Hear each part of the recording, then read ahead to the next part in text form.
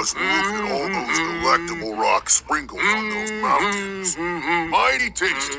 Yeah! All right.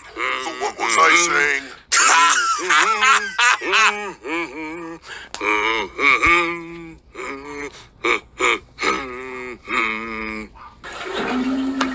Oi!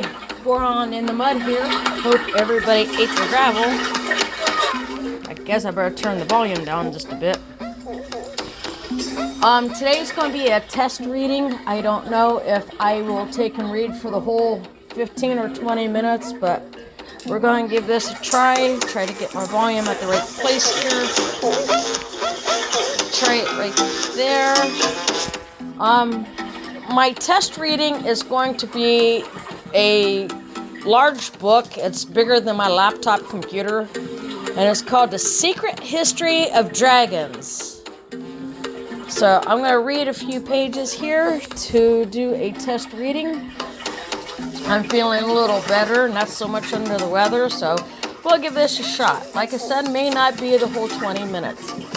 So let's see what we can get into here. And take and enjoy watching Gramp. That's Gramp as in Grandpa and his grandson enjoying their hot spring water. And let's get to it. Dragons are very exclusive creatures shrouded in centuries of mystery. Hold on, I gotta give someone in here once in. Get in here, Marzi. Ah, my boy. All right, one dog left in. Let's see if we can continue with his reading. This is The Secret History of Dragons, known only to a very few because dragons are very elusive creatures, shrouded in centuries of mystery. Traditionally, we think of dragons as fire-breathing monsters who wreak havoc on the world of humankind, stealing beautiful maidens and eating young knights, and setting fire to entire villages. Yay! Oh, I'm sorry. Dragons are one of my favorite mythical creatures, along with unicorns and a few other things, like zombies. Let's see. But there is far more to them than that. Ooh. For a start, not all dragons are violent. Not all of them are fire breathers. I thought they were. I'm learning too. You may be wondering at this stage why you're never seen a dragon, or perhaps you have, in which case the following does not apply to you. There are various reasons why it is unlikely that you will have knowingly set eyes on a dragon. What are you eating? How'd you get my candy? I'm sorry, I live with dogs and they took a candy cane from me. Oh wow. One has already been started. They are intensely private creatures who live in remote habitats.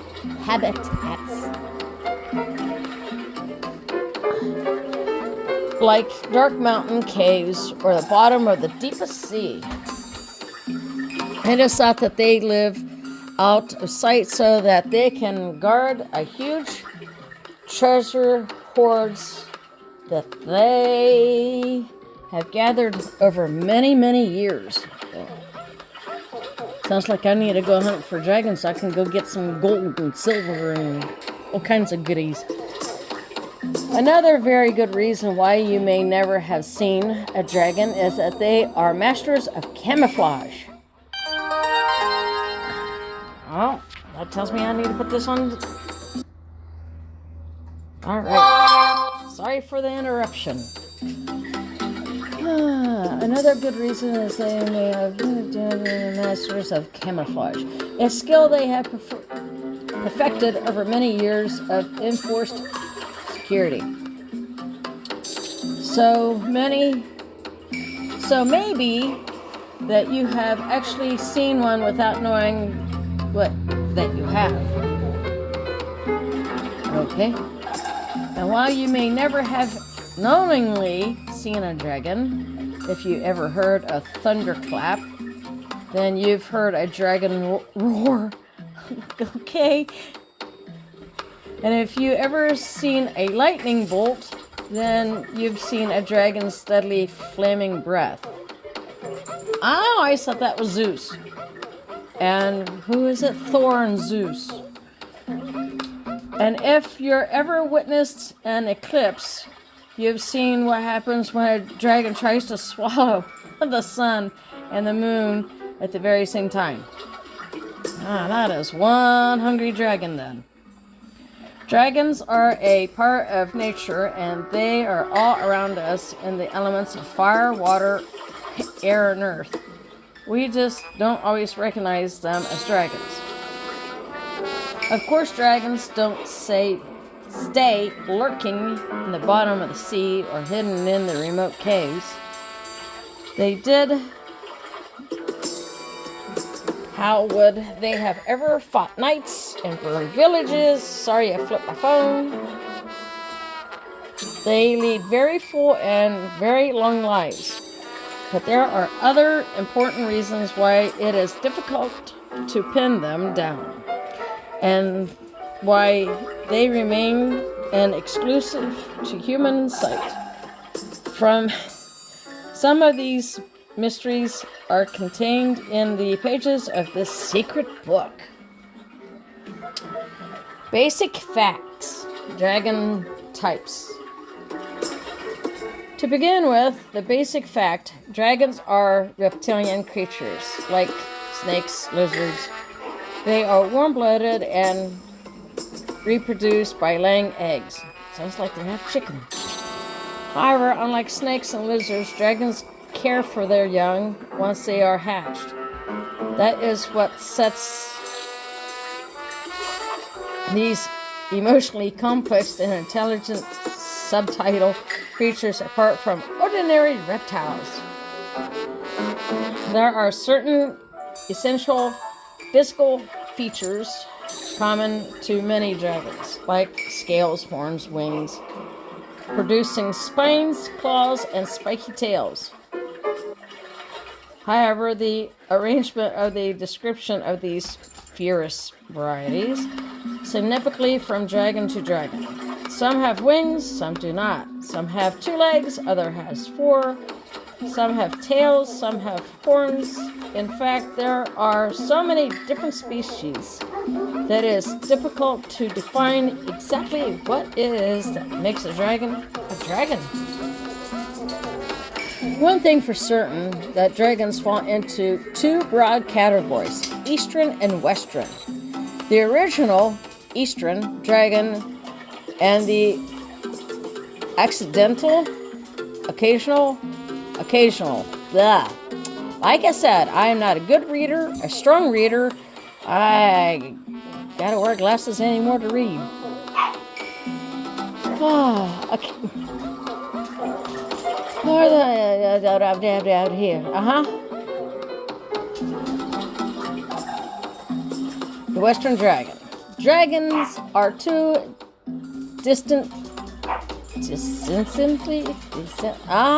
there it goes, tripping. Different types of different beings. That is, the Eastern is friendly and the Western is... Oh goody, we can get the aggressive one. Nice. This says a lot about the Western world. Eastern dragons. In China, dragons are considered to be Cupious. This means that they bring good fortune. For this reason, they are highly prized and treated with utmost respect.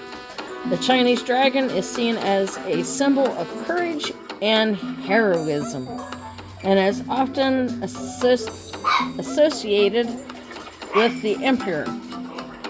The common Chinese dragon has 4 claws, but the most brushes, and sacred Chinese dragons have 5 claws. Okay?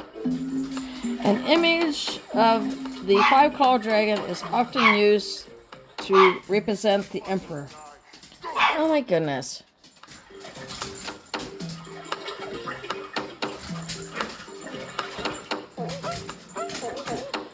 The Oriental dragons are associated with the fundamental elements that make up the universe and consequently are thought to have control over the weather. Catastrophic floods, for example, are seen as the work of dragons angry with mankind. So it is recognized in China that dragons have to be treated very carefully. When the Chinese New Year is celebrated, the people parade around in dragon costumes in a dance intended to honor the dragons. It is hoped that this will keep dragons happy and ward off all the evil omens for the coming year. If you were born in any of the following years, in 1904, 1916, 1928, 1940, 1952, 1964, 1976, 1988, or 2000, then you are lucky enough to be born in the year of the dragon, and you should have good fortune. I think I was born in the year of the rooster. Don't remember. Although Oriental dragons do not have a rule, have wings. They can nevertheless fly. I thought they had wings. This may seem an impossibility, but when you consider the Oriental dragons are shapeshifters and can move their bodies through space and time without limit at their own will. Okay, no wings, space and time. Doctor Who! Hey, who knows? Dragons are, well, dragons. Space-time without the limit of their own will, it begins to make sense. It does. It is said in secret circles there are things are known that the Chinese dragon can make himself as large as the universe or as small as a silkworm.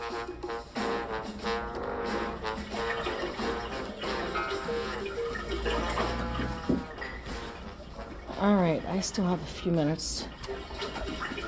I think Rudania tells me when I got some 3 minutes left, if I did this right. The most powerful Oriental dragon is the golden dragon, whose scales emit such a bright light that they are able to transmit energy in much the same way the sun does. If you were to choose dragon scales with which to make a weather wand. No, we're talking about wands. The scale of the golden dragon would be the ones to go for. The energy contained in their scales is sufficient to bring on rain or sunshine, depending on what is required. The golden dragon weather wand is a greatly prized possession on dragons are the art of wind making later, but for now let's look at the Western dragon. Western dragons, amongst dragons is the West are the earth dragons, water dragon, air dragons, and fire dragons.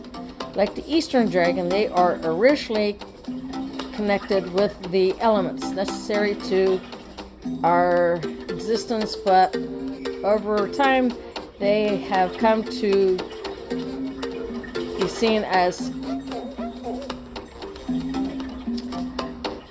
malevolent destroyers. Air dragon and fire dragons are now the most prevalent although they are instance of all four in the mythologies. Why am I reading? Have several cultures. A current example of a water dragon is the Loch Ness Monster, a sea serpent occasionally sighted in Loch Ness in Scotland. Another example of a water dragon is from the Greek mythology of the nine-headed Hydra. Yeah! Among the winged dragons of the air and fire are mainly two types of quadruped dragons. They have 4 legs. Wow. Is that what a quadruped means? Joking. And the bipedal dragons, known as wyverns, 2-legged. I didn't think wyverns had any legs at all. Anyways, the wyverns are creatures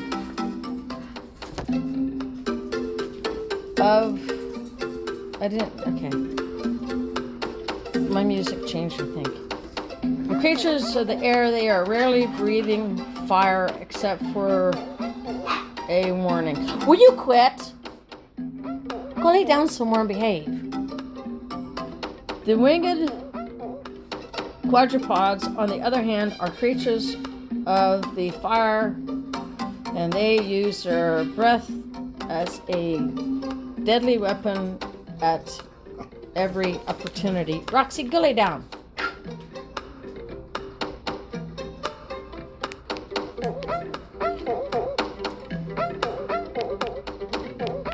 I think my music changed, which is one of the telling me but I don't hear Rudania. Physical anatomy and life cycle of the Western dragon. The body of the Western dragon has several key features. An arrow-like tail, which is hard and can be used as an arrow. Large, leathery wings. Raised, pointed spines all along the body. Long claws, fanged teeth. Sounds a little... Yep, right there's Rudania. I got 3 minutes. As has already been started, Western dragons are warm-blooded creatures, normal just like us. But what makes them not so normal is that they are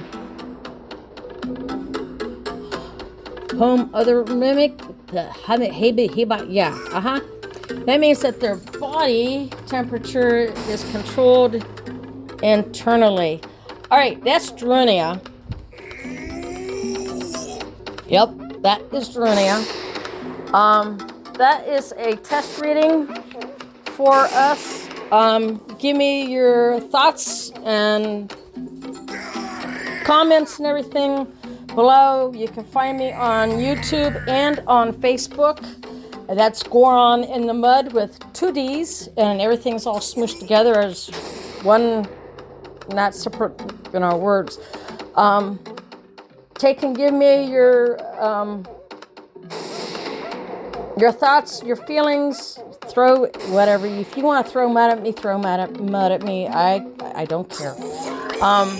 Let me know what you think. If my volume is too low or too high. In a way, I don't hear, when the music changed, I didn't hear it change, but I do hear Rudania, and there goes my guys. So that's telling me that I need to go. I will see you guys later. Goron in the Mud, rolling out.